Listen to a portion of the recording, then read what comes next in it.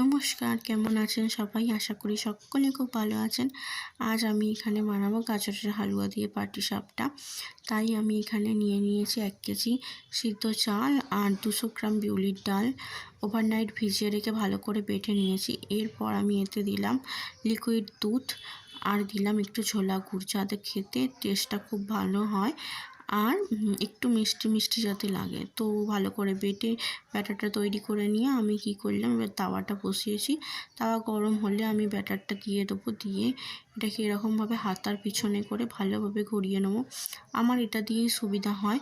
আপনাদের যদি অন্য কিছু দিয়ে করতে সুবিধা হয় আপনারা সেটাও ট্রাই করতে পারেন, যে যেটা দিয়ে অভ্যস্ত আর কি।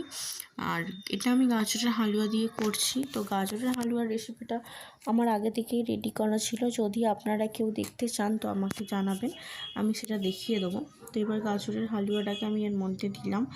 অনেকের নারকেল সহ্য হয় না, তাই আমি এই রেসিপিটা একটা দেখালাম। তো আপনারা ট্রাই করতে পারেন। এবার এটাকে যেমন ফোল্ড করে সেরকম ফোল্ড করে ভালো করে চেপে চেপে ভেজে নেবো।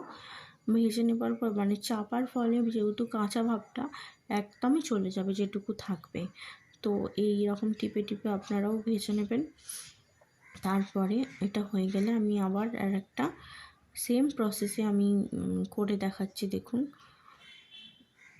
আবার একটা আমি দিয়ে দিলাম আর এটা 2 হাতে ধরে করেছি, তাই আরও পাতলা হয়েছে। এবার গাজরের হালুয়াটা দিয়ে আবার ফোল্ড করে নেব। এইভাবে আমি বাকিগুলোও করে নিচ্ছি। প্লিজ চ্যানেলটা লাইক, সাবস্ক্রাইব আর শেয়ার করে দেবেন। ধন্যবাদ।